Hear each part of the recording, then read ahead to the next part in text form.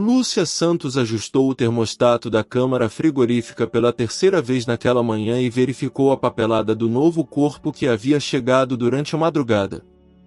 4 anos trabalhando no necrotério do Hospital Municipal de São Paulo haviam ensinado ela a manter distância emocional dos casos, mas alguns dias eram mais difíceis que outros. Especialmente quando chegavam homens jovens, vítimas de violência urbana ou acidentes inexplicáveis, que a lembravam dolorosamente do motivo pelo qual ela havia escolhido trabalhar com os mortos em primeiro lugar. Cada corpo sem identificação que passava por suas mãos era uma esperança silenciosa e um medo terrível ao mesmo tempo. O caso do dia era particularmente intrigante.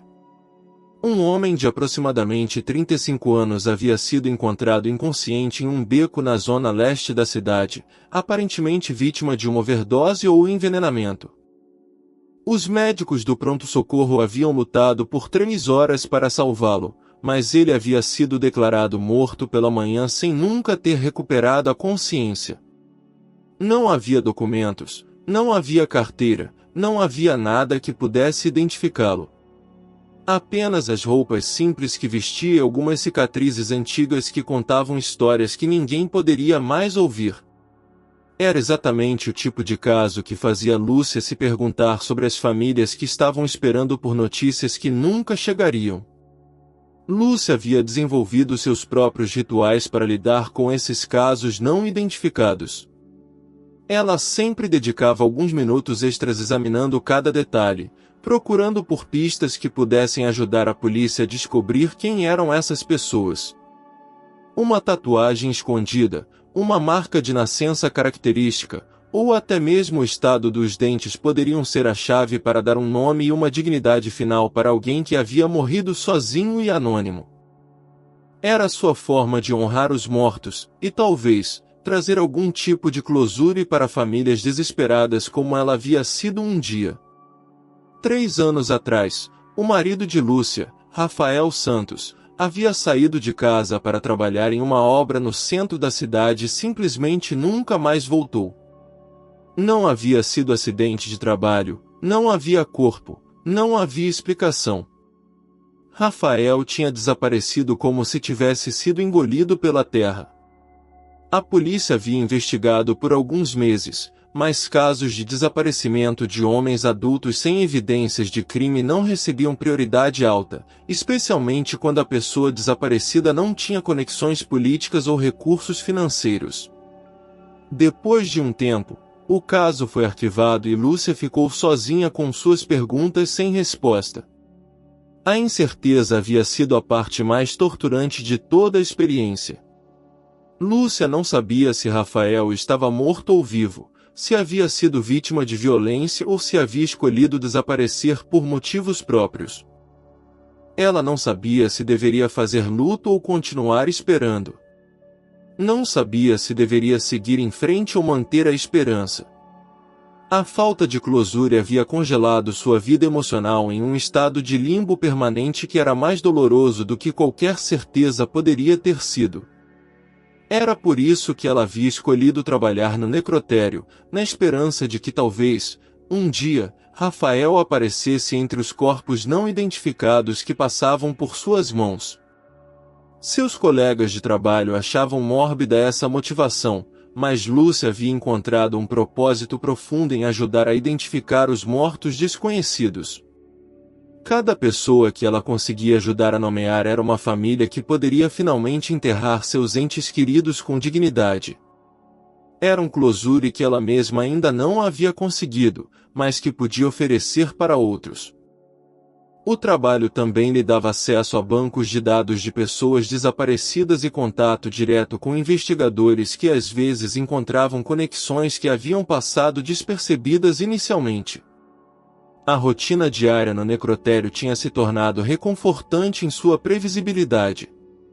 Lúcia chegava às 6 da manhã, verificava os casos que haviam chegado durante a noite, preparava os corpos para exames ou liberação para familiares, e mantinha registros meticulosos de cada detalhe que pudesse ser importante para a identificação.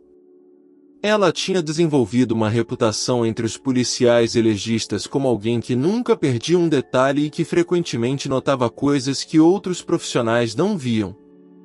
Era um trabalho que exigia precisão técnica, mas também sensibilidade humana, e Lucy havia descoberto que possuía ambas.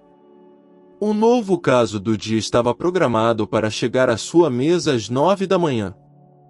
Lucy havia lido o relatório preliminar e sabia que seria mais um homem jovem sem identificação, mais uma família em algum lugar que talvez nunca soubesse o que havia acontecido com seu ente querido.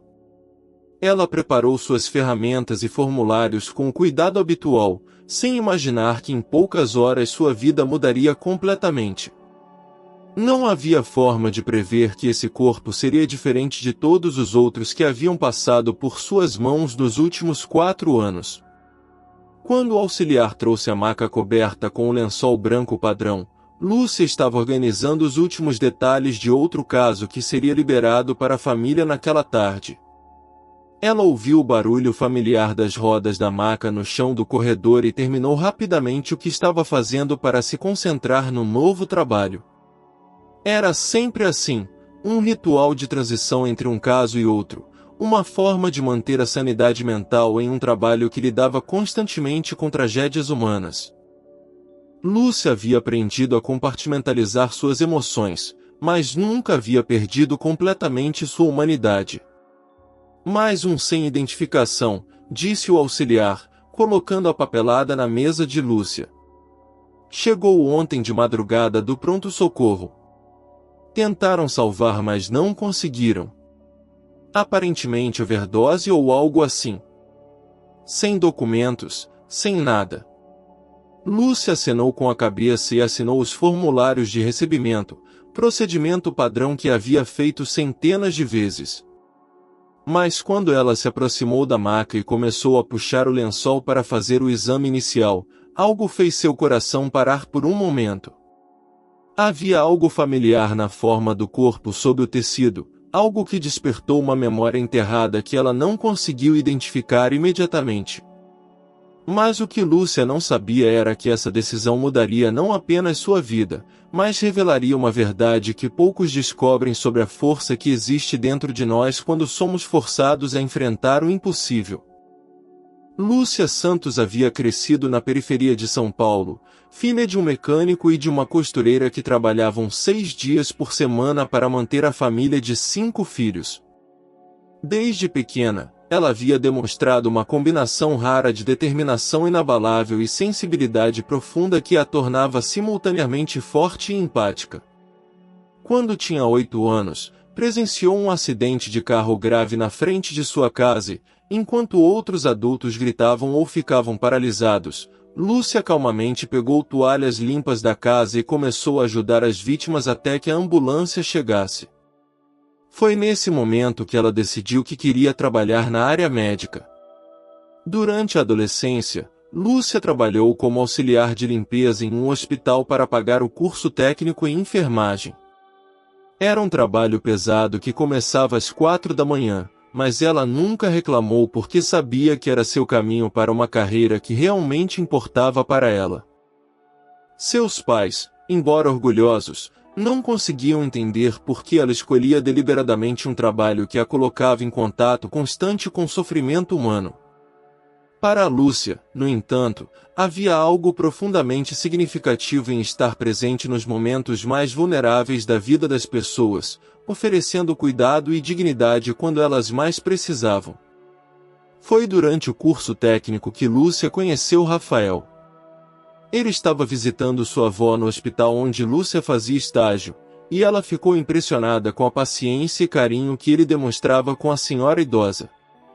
Rafael era apenas 2 anos mais velho que Lúcia, trabalhava na construção civil, mas tinha uma gentileza natural e um senso de humor que iluminavam qualquer ambiente.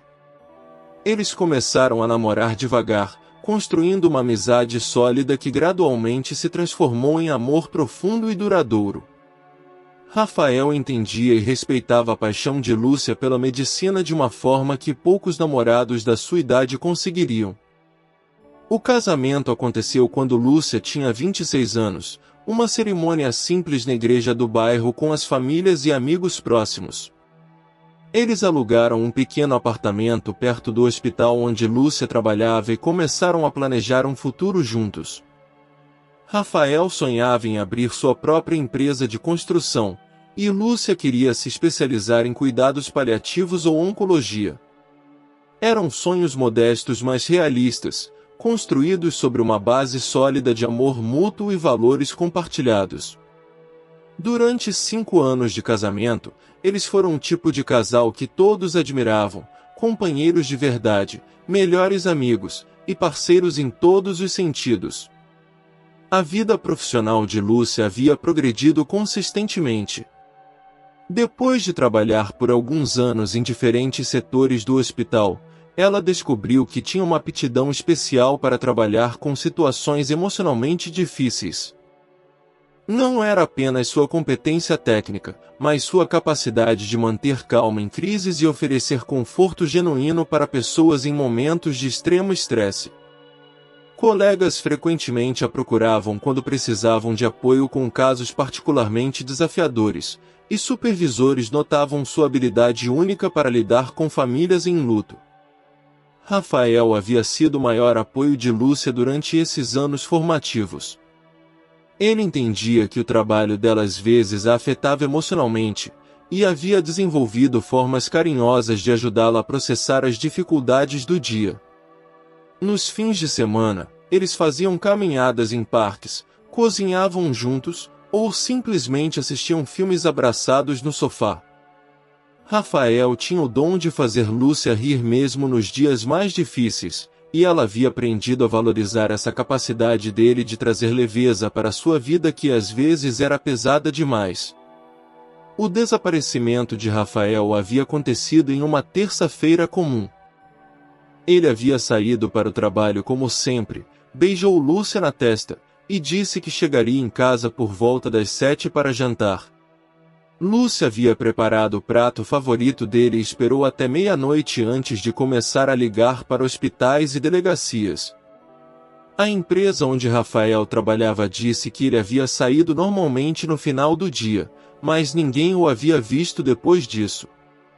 Não havia sinais de luta, não havia dívidas ou problemas que pudessem explicar um desaparecimento voluntário, não havia nada que fizesse sentido.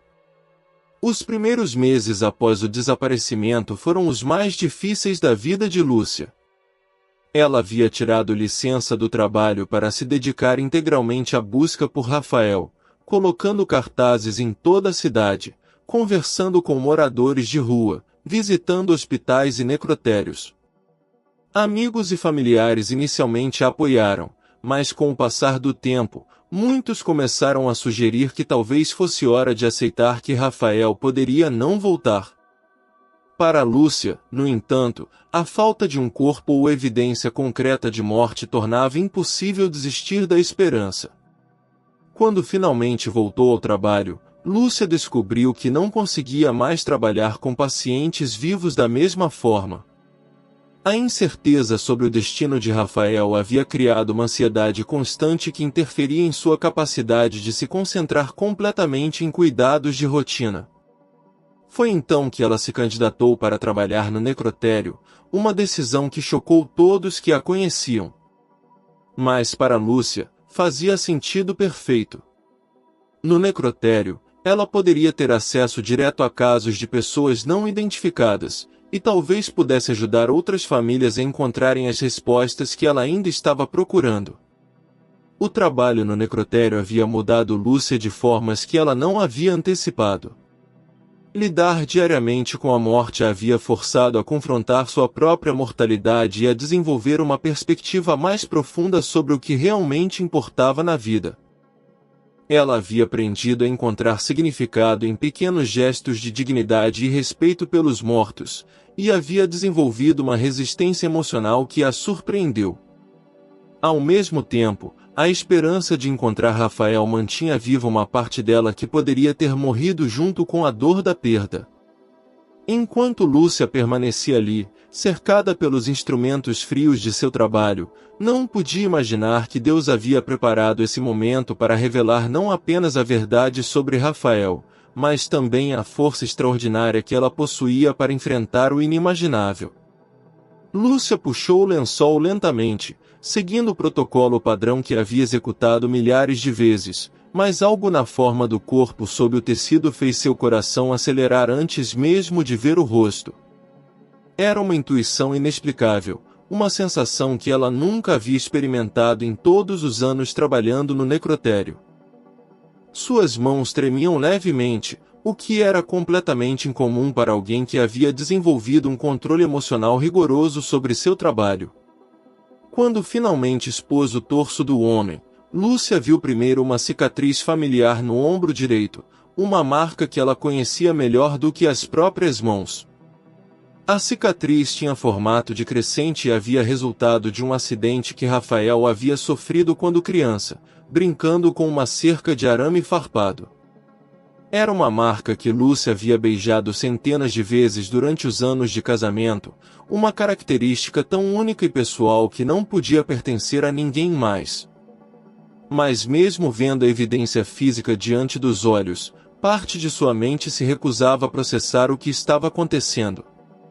Durante 3 anos, ela havia examinado dezenas de corpos masculinos procurando exatamente por essa marca, e agora que finalmente a havia encontrado, a realidade parecia surreal demais para aceitar. Lúcia continuou puxando o lençol com mãos que agora tremiam violentamente, revelando gradualmente o rosto que havia assombrado seus sonhos por 3 anos. Era Rafael, mas um Rafael que parecia ter envelhecido uma década em 3 anos de desaparecimento. Seu cabelo estava mais grisalho, seu rosto estava magro demais, e havia uma expressão de dor congelada em suas feições mesmo na morte. Mas era indiscutivelmente o homem que ela havia amado, procurado e chorado durante todos esses anos. O marido que havia desaparecido misteriosamente estava agora na mesa de exame do necrotério onde ela trabalhava. A descoberta desencadeou uma série de reações físicas e emocionais que Lúcia não havia experimentado desde os primeiros dias após o desaparecimento de Rafael. Suas pernas fraquejaram e ela precisou se apoiar na mesa de exame para não cair. Seu coração batia tão forte que ela podia ouvir o som em seus ouvidos.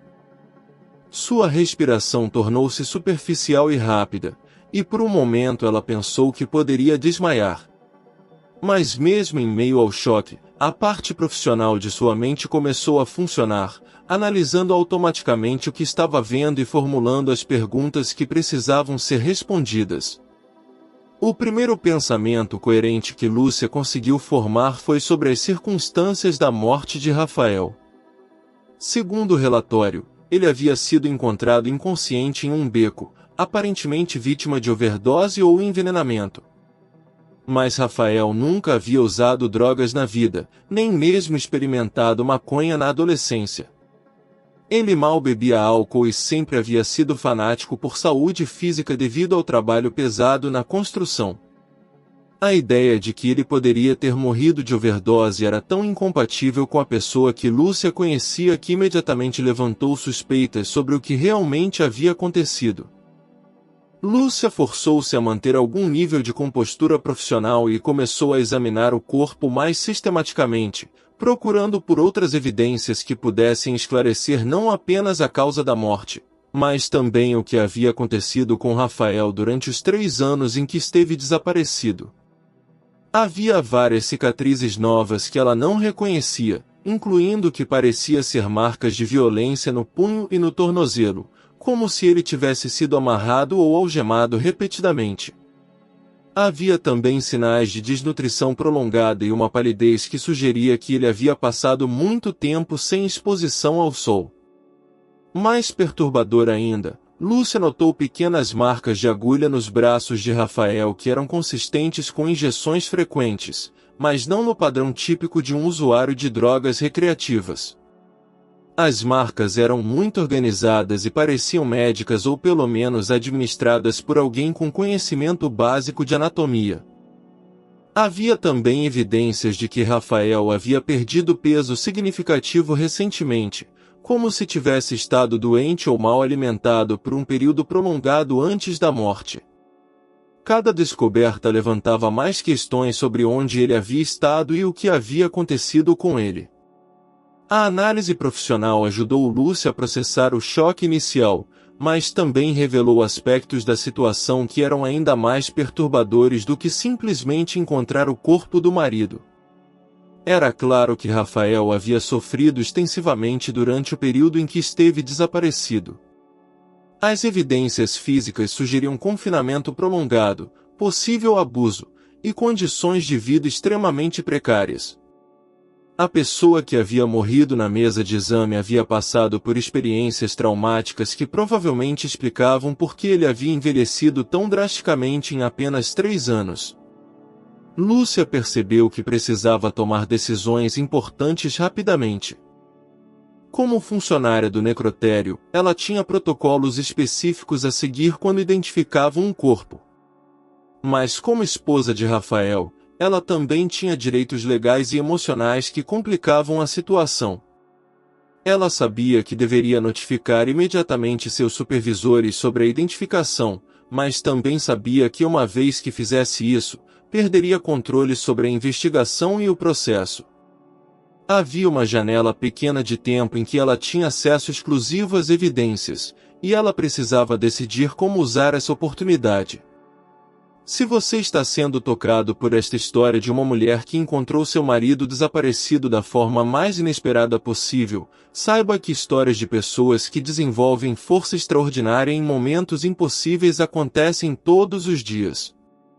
Inscreva-se em Histórias de Luz para mais relatos reais de superação e descobertas que mudam vidas para sempre. Voltemos agora para descobrir que força Lúcia encontrou dentro de si para lidar com essa revelação devastadora. O que Lúcia descobriu nos próximos minutos foi que essa força interior que ela não sabia possuir seria necessária não apenas para processar a morte de Rafael, mas para descobrir a verdade sobre o que havia acontecido com ele durante os 3 anos de desaparecimento. Lúcia tomou a decisão de aproveitar sua posição única para conduzir uma investigação preliminar antes de oficializar a identificação de Rafael.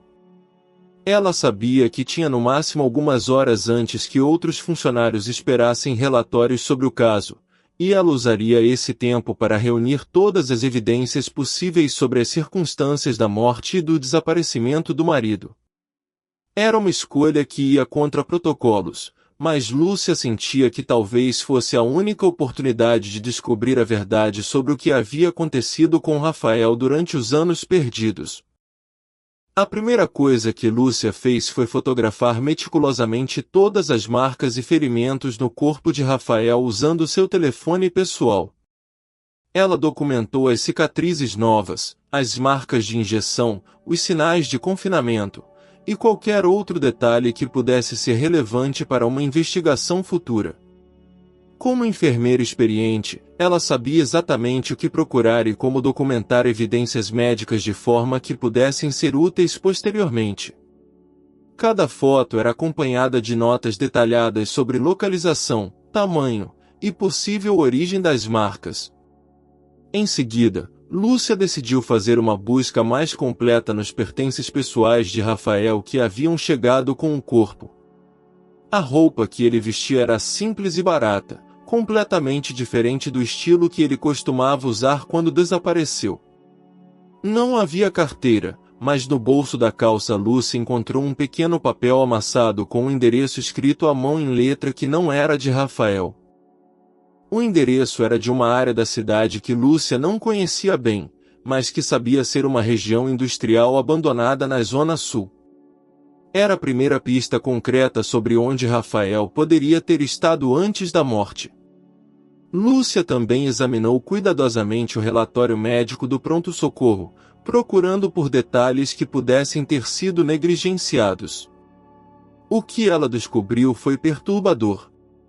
A substância que havia causado a morte não era uma droga recreativa comum, mas sim um composto químico industrial que geralmente não estava disponível para o público geral. Além disso, A concentração da substância no sangue de Rafael era inconsistente com o uso voluntário. Era mais provável que ele tivesse sido forçado a ingeri-la ou que ela tivesse sido administrada contra sua vontade.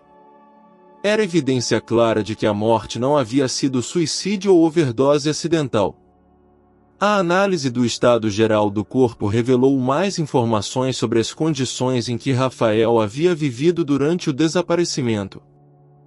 Havia evidências de desnutrição crônica, mas também sinais de que ele havia recebido cuidados médicos básicos regularmente, as feridas estavam limpas e havia sinais de que infecções haviam sido tratadas. Isso sugeria que alguém havia mantido Rafael vivo intencionalmente por um período prolongado, possivelmente para algum propósito específico.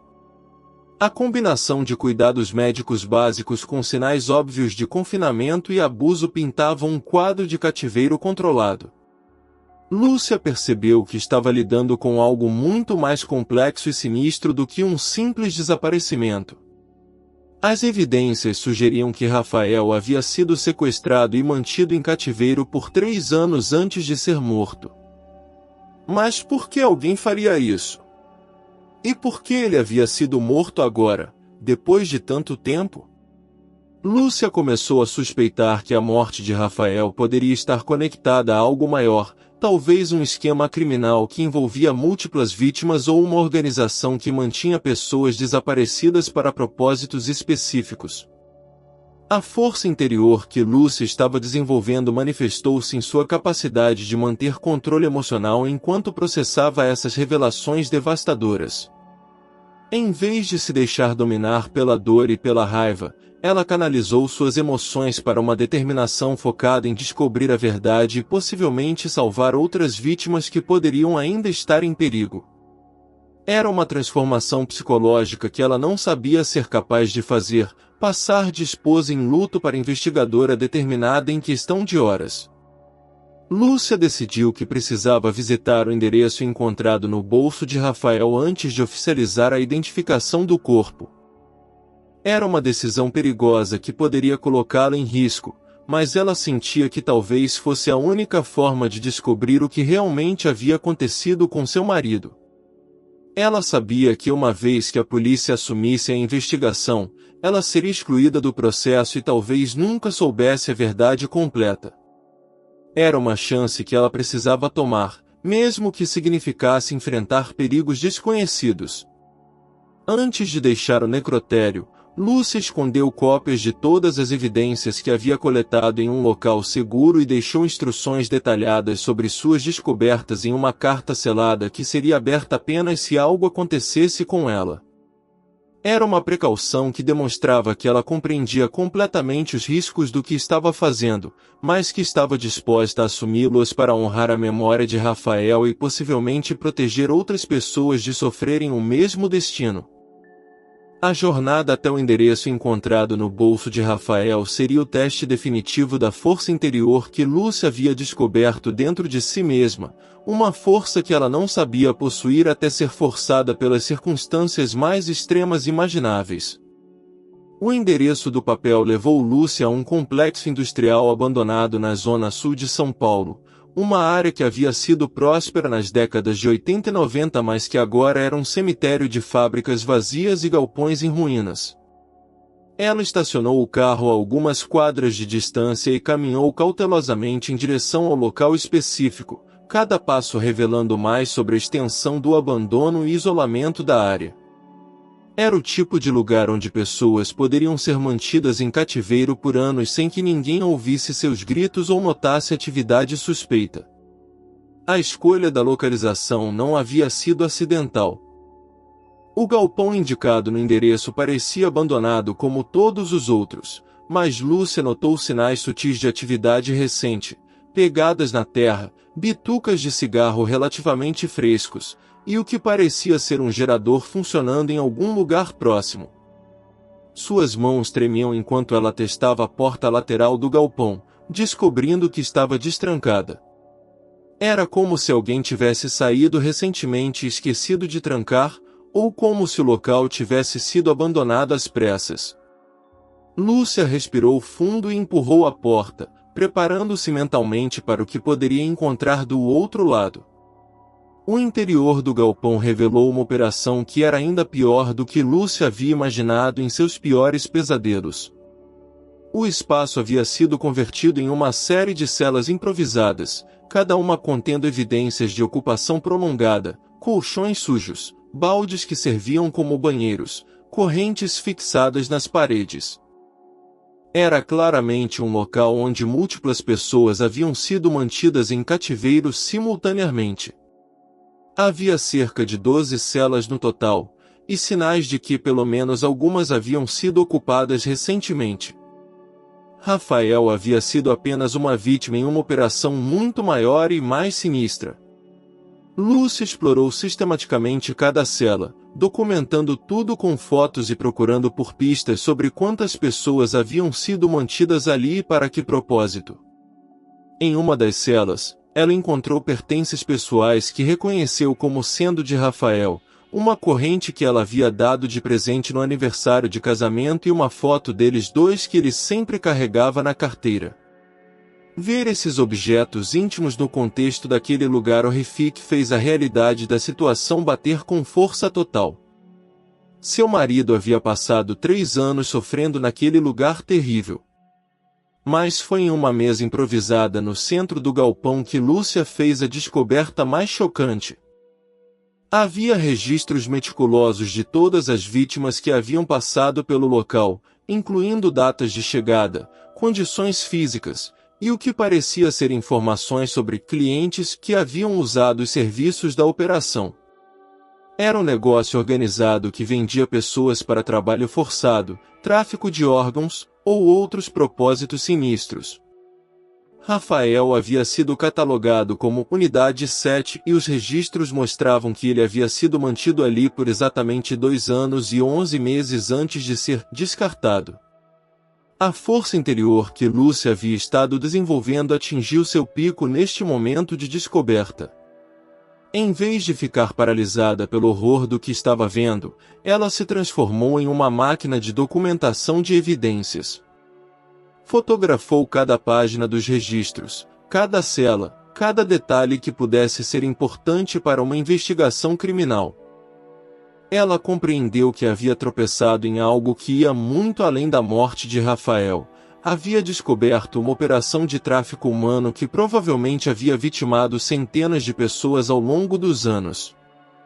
Lúcia também encontrou evidências de que a operação havia sido abandonada recentemente, provavelmente nos últimos dias. Havia comida ainda fresca em uma geladeira portátil, e alguns documentos pareciam ter sido queimados às pressas em um tambor de lixo próximo. Isso sugeria que os responsáveis haviam descoberto que Rafael havia morrido e decidido encerrar as operações naquele local antes que sua morte levasse à descoberta do galpão. Era uma corrida contra o tempo. Se Lúcia não agisse rapidamente, os criminosos poderiam desaparecer completamente. Foi neste momento que Lúcia percebeu que havia desenvolvido uma força interior que nunca soube possuir. Em vez de ficar sobrecarregada pela magnitude do que havia descoberto, ela se sentiu energizada por um senso de propósito que era mais forte do que sua dor pessoal. Ela havia encontrado não apenas as respostas sobre o que aconteceu com Rafael, mas também a oportunidade de garantir que justiça fosse feita e que outras vítimas potenciais fossem salvas. Era uma transformação psicológica completa, dispôs em luto para a cruzada pela justiça. Lúcia ligou para a polícia de dentro do galpão, mas também tomou a precaução de enviar todas as evidências que havia coletado para múltiplos contatos, jornalistas, advogados de direitos humanos, e organizações não governamentais que lidavam com o tráfico de pessoas.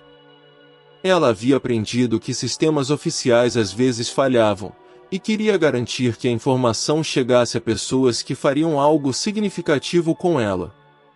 Era uma demonstração de perspicácia estratégica que ela não sabia possuir.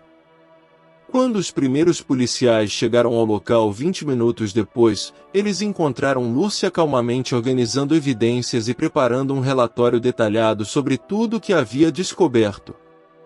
Sua capacidade de manter compostura e pensamento lógico em meio a uma situação tão traumática impressionou até mesmo investigadores veteranos.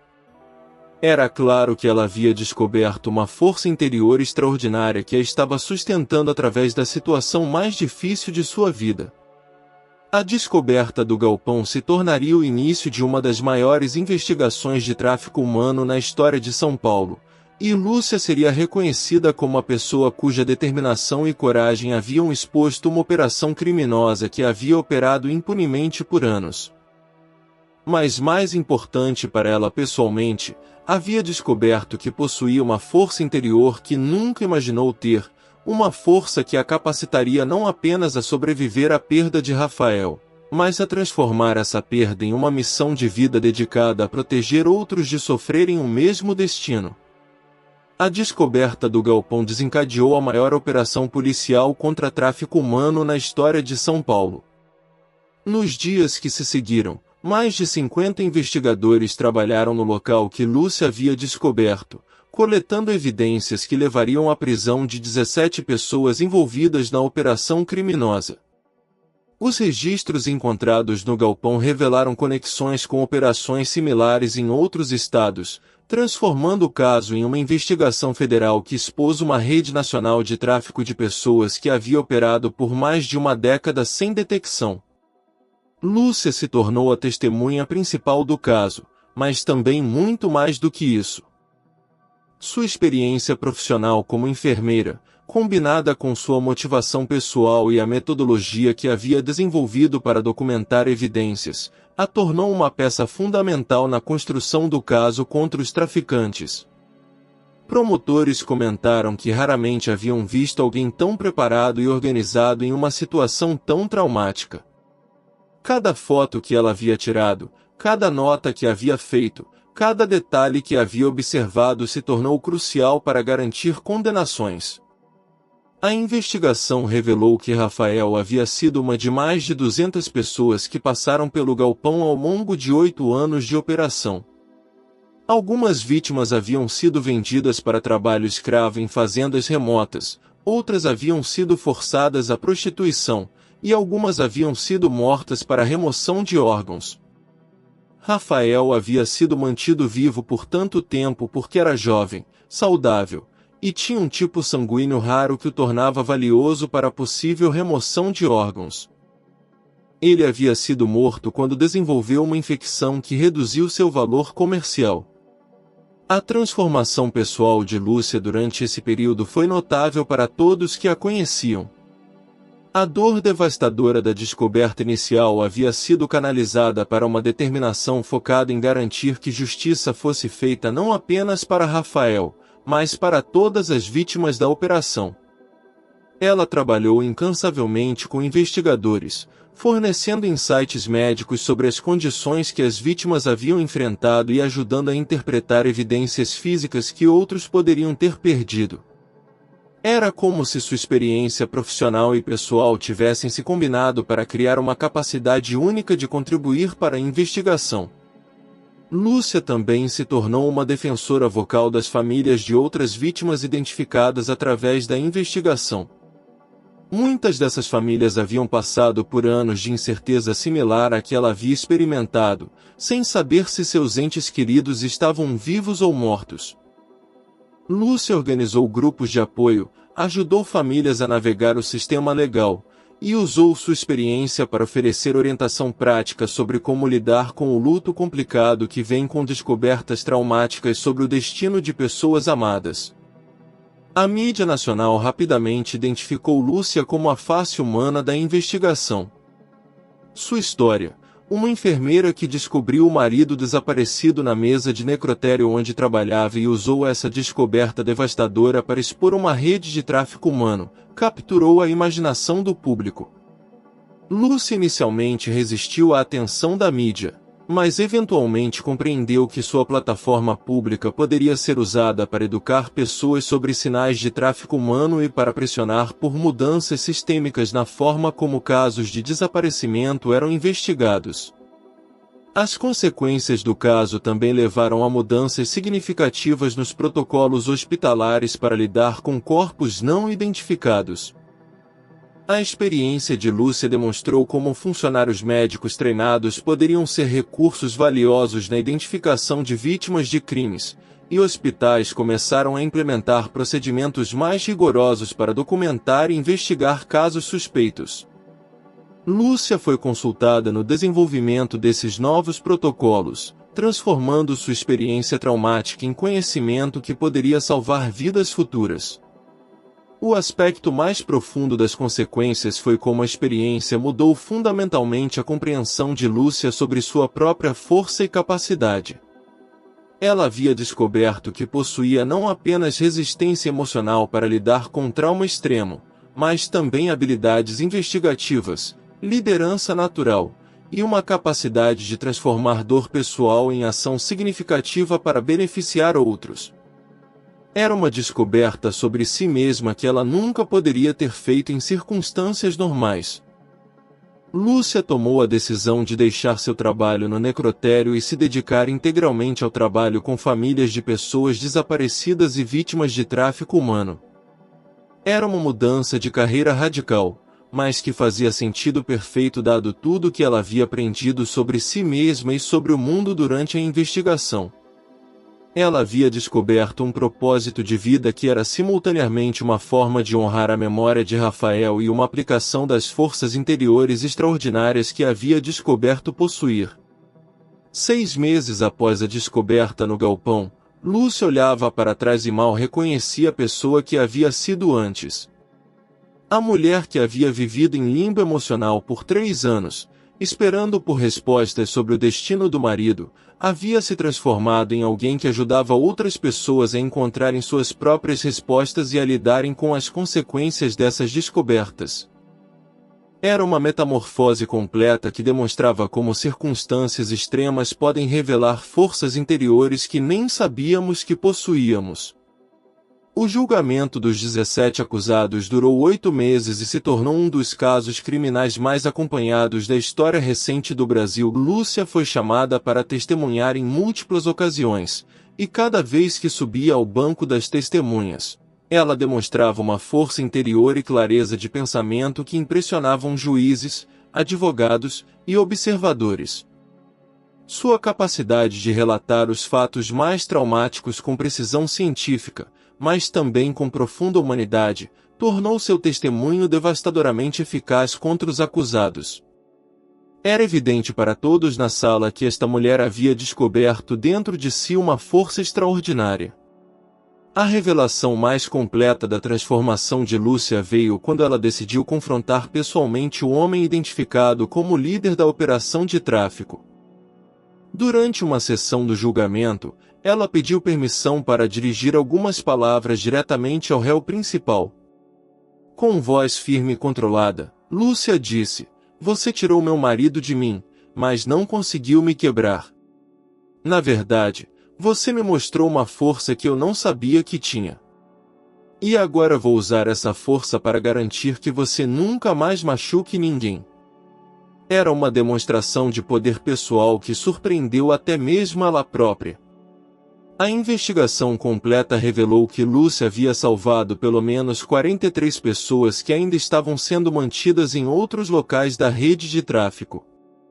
Sua descoberta do galpão havia desencadeado uma série de operações policiais em 7 estados diferentes, resultando no resgate de vítimas que haviam sido dadas como perdidas por suas famílias anos antes.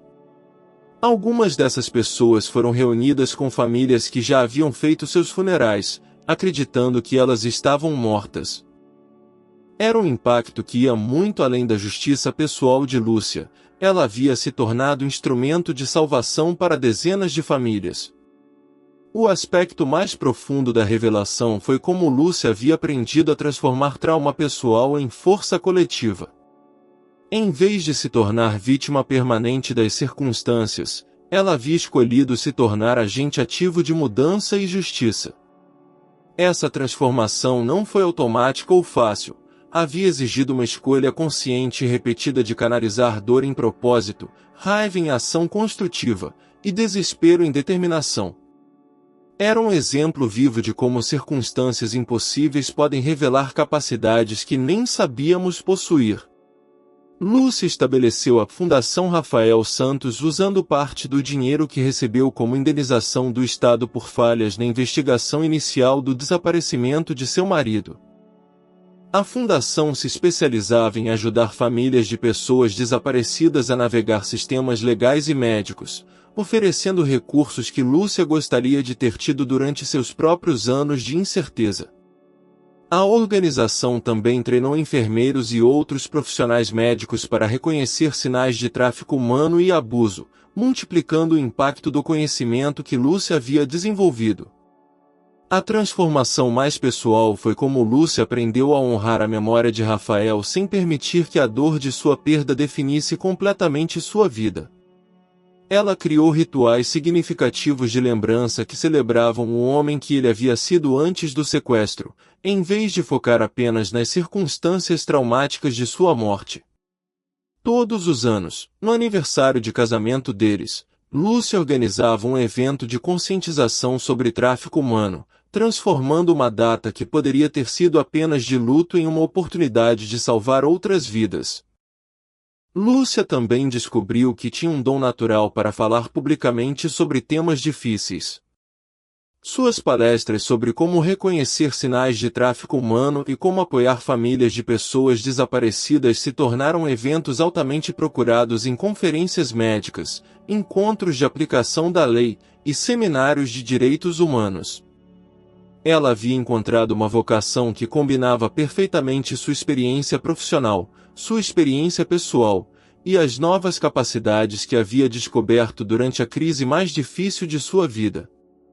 A força interior que Lúcia havia descoberto se manifestava de formas práticas e inspiradoras.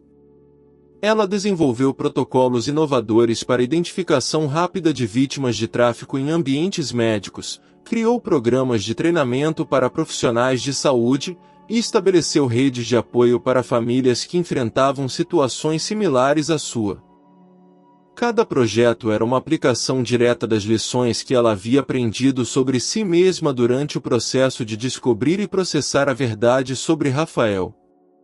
3 anos após encontrar Rafael na mesa do necrotério, Lúcia refletia sobre como aquele momento terrível havia se tornado catalisador para descobrir quem ela realmente era. A mulher que havia vivido em limbo emocional, definindo-se principalmente como esposa de alguém que havia desaparecido, havia se transformado em uma líder nacional na luta contra tráfico humano.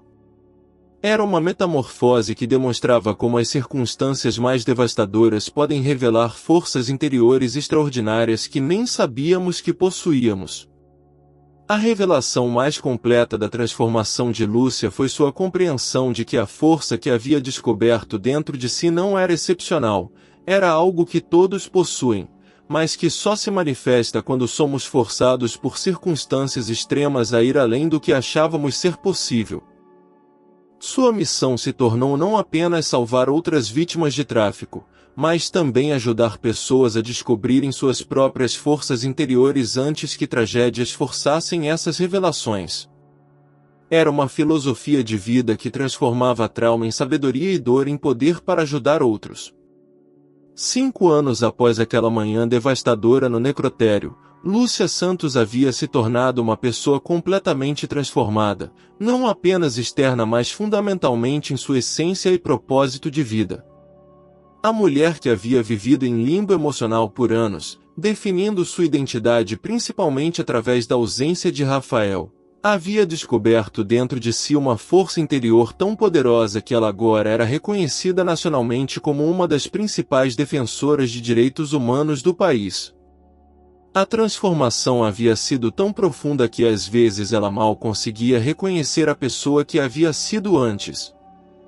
A descoberta mais significativa sobre si mesma foi que ela possuía uma capacidade extraordinária de transformar trauma pessoal em ação coletiva significativa. Lúcia havia aprendido que sua dor não precisava ser um fardo permanente, mas poderia ser uma fonte de energia direcionada para prevenir que outras pessoas passassem pelas mesmas experiências devastadoras. Essa compreensão havia se tornado o princípio orientador de toda a sua vida, influenciando desde decisões de carreira até relacionamentos pessoais e a forma como ela processava novos desafios. Profissionalmente, Lúcia havia se tornado diretora executiva da fundação que criou em memória de Rafael, que agora operava em 12 estados brasileiros e havia ajudado a localizar mais de 300 pessoas desaparecidas. Seu método único de combinar conhecimento médico com investigação sistemática havia sido adotado por organizações similares em outros países, e ela era frequentemente convidada para dar consultorias internacionais sobre melhores práticas para identificação de vítimas de tráfico humano. Era uma carreira que ela nunca poderia ter imaginado, mas que se encaixava perfeitamente com as capacidades que havia descoberto possuir. O aspecto mais transformador de seu estado final foi sua relação com a própria força interior. Lúcia havia aprendido que a força não era algo que se possui ou não se possui, mas algo que se desenvolve através de escolhas conscientes de como responder a circunstâncias difíceis. Ela havia escolhido repetidamente canalizar a energia da dor em direção a ações construtivas, e essa prática havia fortalecido sua capacidade de lidar com novos desafios de formas que ela nunca havia imaginado serem possíveis. Era uma descoberta sobre a natureza da resiliência humana que a tornava mais confiante em sua capacidade de enfrentar qualquer situação futura. Lúcia também havia desenvolvido uma sabedoria profunda sobre a natureza do luto e da cura. Ela aprendeu que honrar a memória de alguém que amamos não significa permanecer paralisado pela dor de sua perda, mas sim usar o amor que sentimos por essa pessoa como motivação para criar algo significativo que beneficie outros.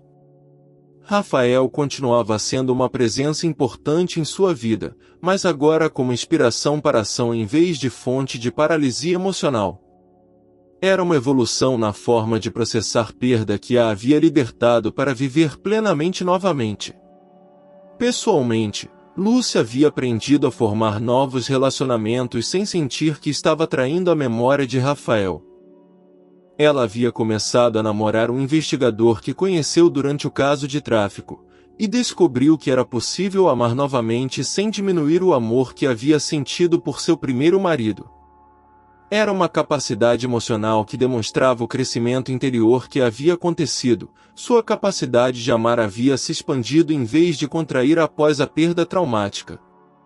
A força interior que Lúcia havia descoberto também se manifestava em sua capacidade de manter esperança e otimismo mesmo lidando diariamente com as piores expressões da natureza humana. Seu trabalho a colocava em contato constante com histórias de abuso, exploração e crueldade, mas ela havia aprendido a focar nas histórias de sobrevivência, resistência e recuperação que também emergiam de situações terríveis. Era uma escolha consciente de perspectiva que a protegia de se tornar cínica ou desesperançosa, permitindo que ela continuasse funcionando efetivamente em um trabalho emocionalmente exigente. Lúcia havia também descoberto uma capacidade de liderança que ela nunca soube possuir. Ela agora supervisionava uma equipe de 40 funcionários, coordenava operações em múltiplos estados, e frequentemente servia como porta-voz pública em questões relacionadas a tráfico humano e direitos das vítimas. Era um papel que exigia não apenas conhecimento técnico, mas também habilidades políticas, diplomáticas e administrativas que ela havia desenvolvido organicamente conforme foram necessárias. Sua capacidade de crescer para atender às demandas de sua nova vida demonstrava uma adaptabilidade que ela não sabia possuir. Talvez a mudança mais profunda em Lúcia fosse sua compreensão de que força interior não é algo que se tem ou não se tem, mas algo que se escolhe desenvolver através da forma como se responde aos desafios da vida. Ela havia aprendido que cada pessoa possui reservas de coragem, determinação e capacidade de crescimento que só se manifestam quando somos forçados por circunstâncias a ir além do que achávamos ser nossos limites. Essa compreensão a tornava não apenas mais confiante em suas próprias capacidades, mas também mais esperançosa sobre a capacidade de outras pessoas de se transformarem diante de adversidades. Lúcia havia se tornado um exemplo vivo de como as experiências mais devastadoras podem revelar forças interiores extraordinárias que nem sabíamos que possuíamos. Sua jornada de esposa em luto para líder nacional em direitos humanos demonstrava que não há limite para o crescimento pessoal que pode emergir quando escolhemos transformar nossa dor em propósito, nossa raiva em ação construtiva, e nossa perda em legado significativo. Era uma transformação que inspirava não apenas aqueles que trabalhavam com ela, mas também as milhares de pessoas que ouviam sua história e descobriam suas próprias capacidades de superar circunstâncias impossíveis. Como a força interior que Lúcia descobriu durante a crise mais difícil de sua vida havia se tornado não apenas sua ferramenta de sobrevivência, mas também sua maior contribuição para tornar o mundo um lugar mais seguro e justo para pessoas vulneráveis, demonstrando que dentro de cada um de nós existe uma capacidade extraordinária de transformar tragédia pessoal em missão de vida significativa. O caso que Lúcia havia descoberto e investigado resultou em mudanças sistêmicas profundas na forma como o Brasil lidava com casos de pessoas desaparecidas e tráfico humano. A Lei Lúcia Santos, aprovada pelo Congresso Nacional 2 anos após o julgamento, estabeleceu protocolos obrigatórios para que hospitais e necrotérios investigassem mais rigorosamente casos de corpos não identificados, especialmente quando havia sinais de violência ou circunstâncias suspeitas. A lei também criou um banco de dados nacional interconectado que permitia que famílias de pessoas desaparecidas comparassem informações com corpos não identificados em todo o país, algo que poderia ter reunido Lúcia com Rafael anos antes se tivesse existido na época. O impacto na comunidade médica foi igualmente transformador. O protocolo desenvolvido por Lúcia para identificar sinais de tráfico humano em ambientes hospitalares foi adotado como padrão nacional, e todos os profissionais de saúde agora recebiam treinamento obrigatório sobre como reconhecer e reportar casos suspeitos. Nos 5 anos seguintes à implementação desses protocolos, hospitais brasileiros identificaram mais de 1.200 possíveis vítimas de tráfico humano, resultando no resgate de centenas de pessoas e na prisão de dezenas de traficantes. Era um legado que salvava vidas diariamente. A Fundação Rafael Santos havia se tornado uma das organizações de direitos humanos mais respeitadas e eficazes da América Latina. Seu modelo de combinar investigação científica com apoio emocional para famílias foi replicado em 12 países, e a Fundação havia estabelecido parcerias com organizações similares em todo o mundo. Lúcia frequentemente viajava para compartilhar sua metodologia, e suas técnicas haviam sido traduzidas para 15 idiomas, criando uma rede internacional de profissionais treinados em seus métodos de identificação de vítimas de tráfico. O impacto mais profundo foi na transformação cultural sobre como a sociedade brasileira encarava casos de pessoas desaparecidas. Antes do caso de Lúcia, muitas famílias se sentiam abandonadas pelo sistema quando entes queridos desapareciam, especialmente se as vítimas fossem de comunidades marginalizadas. A história de Lúcia demonstrou que uma única pessoa determinada poderia fazer diferença significativa, inspirando milhares de outras famílias a não desistirem de procurar por pessoas desaparecidas e a exigirem mais dos sistemas oficiais de investigação. A metodologia de Lúcia também revolucionou a forma como investigadores policiais abordavam casos de tráfico humano. Sua combinação de evidência médica forense com investigação sistemática de padrões comportamentais havia resultado em uma taxa de sucesso na identificação de operações criminosas que era 3 vezes maior do que métodos tradicionais. Academias de polícia em todo o país agora incluíam cursos sobre métodos Santos em seus currículos, e Lúcia havia treinado pessoalmente mais de 2.000 investigadores ao longo dos anos. O programa educacional mais amplo desenvolvido pela Fundação havia atingido mais de 500 mil de pessoas através de palestras em escolas, universidades, empresas e organizações comunitárias. O programa ensinava não apenas como reconhecer sinais de tráfico humano, mas também como desenvolver a força interior necessária para agir quando se deparava com situações suspeitas. Era uma multiplicação do impacto pessoal de Lúcia. Cada pessoa que ela educava poderia potencialmente salvar outras vidas. A transformação mais significativa aconteceu na área de apoio psicológico para famílias de pessoas desaparecidas. Lúcia havia desenvolvido um modelo único de terapia que combinava processos tradicionais de luto com técnicas de empoderamento pessoal, ajudando famílias não apenas a lidar com a dor da perda, mas também a canalizar essa dor em ações construtivas. O modelo havia sido adotado por centros de saúde mental em todo o país, oferecendo esperança e propósito para milhares de pessoas que anteriormente se sentiam impotentes diante de circunstâncias traumáticas. O caso também havia inspirado mudanças na forma como a mídia brasileira cobria histórias de pessoas desaparecidas. Jornalistas agora recebiam treinamento sobre como reportar esses casos de forma que maximizasse as chances de encontrar as pessoas, em vez de apenas sensacionalizar as tragédias. A abordagem responsável da mídia, inspirada parcialmente pela forma como Lúcia havia usado sua plataforma pública, resultou em um aumento de 40% na taxa de resolução de casos de desaparecimento nos anos seguintes. Lúcia também havia influenciado mudanças na legislação internacional sobre tráfico humano. Seu testemunho diante de comissões das Nações Unidas havia contribuído para o desenvolvimento de novos protocolos internacionais para identificação e proteção de vítimas.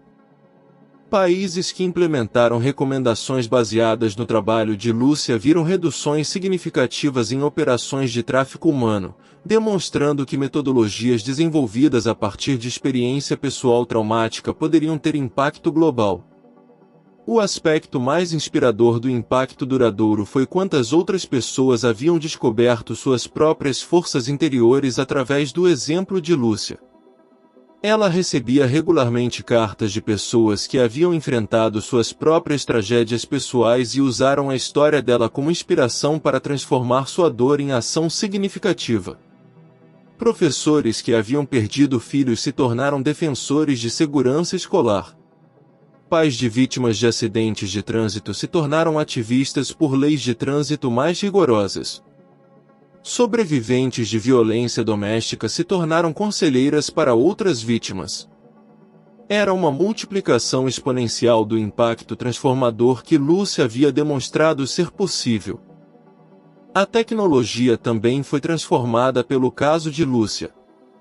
Aplicativos para identificação de pessoas desaparecidas foram desenvolvidos usando princípios que ela havia estabelecido, permitindo que famílias carregassem informações médicas detalhadas que podiam ser comparadas automaticamente com corpos não identificados em todo o país. Esses sistemas haviam resultado em centenas de identificações que anteriormente teriam sido impossíveis, reunindo famílias que haviam perdido a esperança de encontrar seus entes queridos. A universidade onde Lúcia agora ensinava a meio período havia estabelecido a primeira cátedra acadêmica do mundo em investigação científica de tráfico humano, uma disciplina que ela havia efetivamente criado através de sua experiência pessoal e profissional. Estudantes de medicina, direito, psicologia e criminologia vinham de todo o mundo para estudar seus métodos, garantindo que seu conhecimento seria perpetuado e desenvolvido por futuras gerações de profissionais. O legado mais profundo do impacto de Lúcia foi a mudança na compreensão coletiva sobre a capacidade humana de transformação diante de tragédias. Sua história havia se tornado um exemplo nacional de como as circunstâncias mais devastadoras podem revelar forças interiores extraordinárias que nem sabíamos que possuíamos. Era uma mensagem de esperança que transcendia seu caso específico e inspirava pessoas enfrentando todos os tipos de desafios a descobrirem suas próprias capacidades de crescimento e contribuição significativa. 7 anos após encontrar Rafael naquela mesa do necrotério, Lúcia refletia sobre como uma manhã terrível havia se tornado o catalisador para impactos que se estendiam muito além de sua experiência pessoal. Milhares de pessoas haviam sido salvas, leis haviam sido mudadas, sistemas haviam sido aprimorados, Incontáveis indivíduos haviam descoberto suas próprias forças interiores inspirados por sua jornada. Era uma demonstração poderosa de como uma pessoa que descobre e aplica sua força interior pode criar ondas de mudança positiva que se espalham muito além de sua situação individual.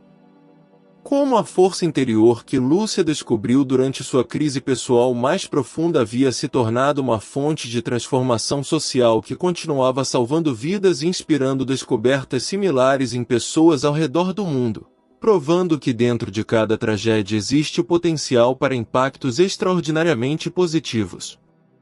10 anos após aquela manhã que mudou tudo, Lúcia Santos havia se tornado muito mais do que uma sobrevivente de tragédia pessoal. Ela havia se tornado um símbolo vivo da capacidade humana de descobrir força interior extraordinária quando forçada pelas circunstâncias mais impossíveis. Seu legado transcendeu completamente sua história pessoal e estabeleceu um novo entendimento sobre o potencial de transformação que existe dentro de cada pessoa, esperando para ser revelado quando somos testados além do que achávamos ser nossos limites. O fenômeno Lúcia, como pesquisadores em psicologia começaram a chamar, referia-se ao processo pelo qual o trauma extremo pode revelar capacidades latentes que permanecem dormentes até serem despertas por necessidade absoluta. Universidades ao redor do mundo agora estudavam sua jornada como exemplo perfeito de crescimento pós-traumático, demonstrando cientificamente que seres humanos possuem reservas de força, inteligência e determinação que só se manifestam quando circunstâncias extraordinárias exigem respostas extraordinárias. Era uma validação acadêmica de algo que Lúcia havia descoberto intuitivamente sobre si mesma. A metodologia que Lúcia havia desenvolvido para transformar dor pessoal em ação coletiva significativa tornou-se um campo de estudo formal conhecido como ativismo transformativo. Centros de pesquisa dedicados ao tema foram estabelecidos em 12 países, todos estudando como indivíduos podem canalizar experiências traumáticas em mudanças sistêmicas que beneficiam sociedades inteiras. O modelo de Lúcia: documentar meticulosamente, investigar sistematicamente, educar amplamente e legislar estrategicamente, havia se tornado padrão ouro para como uma pessoa pode maximizar o impacto positivo de experiências pessoais devastadoras. O Instituto Lúcia Santos para a Descoberta de Força Interior, estabelecido em sua cidade natal, oferecia programas residenciais para pessoas enfrentando crises pessoais extremas, ensinando-as a identificar e desenvolver suas próprias capacidades latentes de transformação e contribuição social.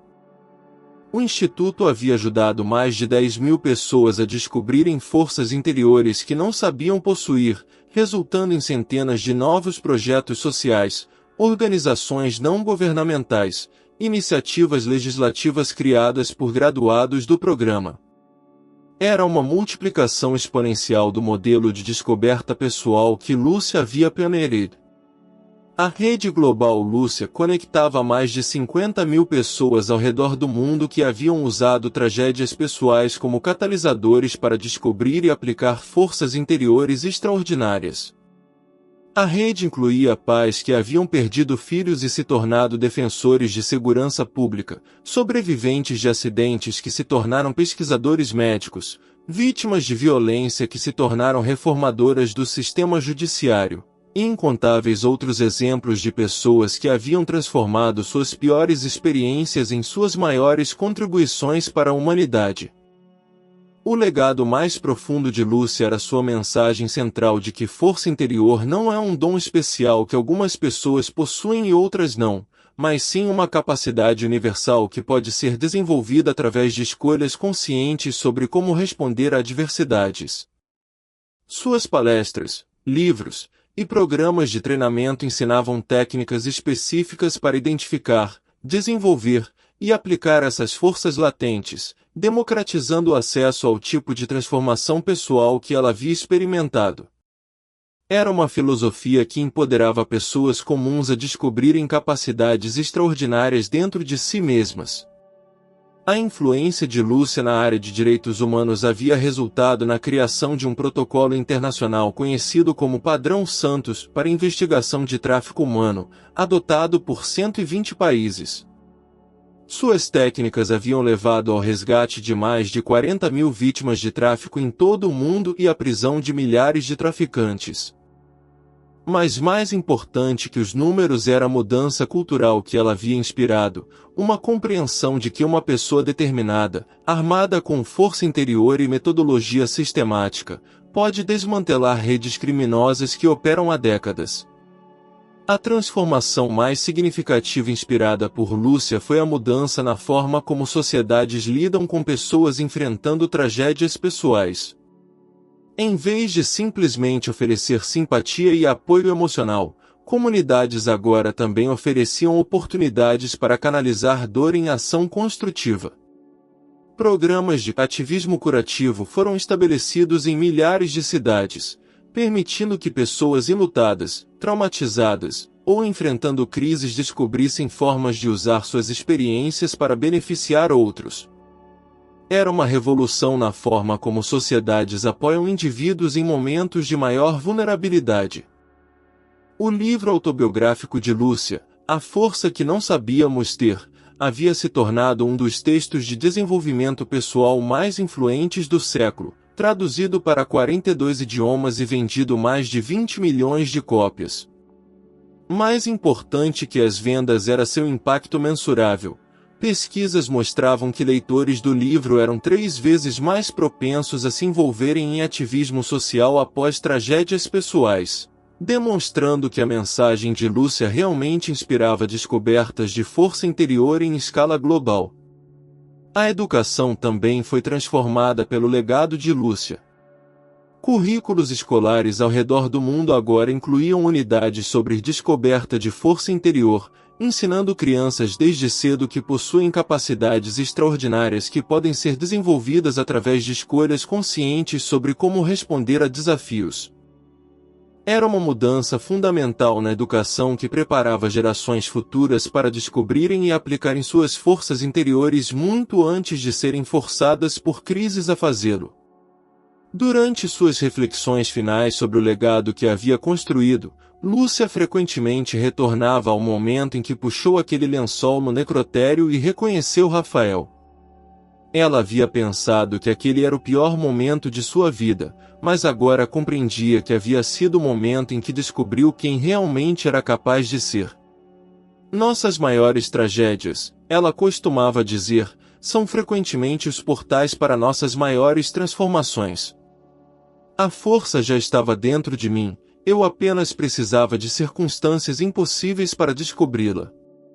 O legado mais duradouro de Lúcia era a prova viva de que dentro de cada pessoa existe uma capacidade extraordinária de crescimento, contribuição e transformação que permanece adormecida até ser despertada por necessidade absoluta. Sua jornada demonstrava que não há limite para o que podemos nos tornar quando escolhemos transformar nossa dor em propósito, nossa raiva em ação construtiva, e nosso desespero em determinação inabalável para fazer diferença no mundo. Histórias de transformação interior como esta, onde pessoas descobrem forças extraordinárias dentro de si quando forçadas por circunstâncias impossíveis, acontecem quando escolhemos ver nossas maiores tragédias como oportunidades para descobrir quem realmente somos capazes de ser. Se você está enfrentando momentos difíceis ou se sente sobrecarregado por desafios que parecem impossíveis, lembre-se da história de Lúcia. Dentro de você existe uma força interior extraordinária esperando para ser descoberta. E às vezes nossas circunstâncias mais difíceis são exatamente o que precisamos para revelar capacidades que nem sabíamos que possuíamos. Inscreva-se em Histórias de Luz para mais relatos reais de como pessoas comuns descobrem forças extraordinárias dentro de si, demonstrando que nossa maior força vem de dentro. Esta foi mais uma História de Luz.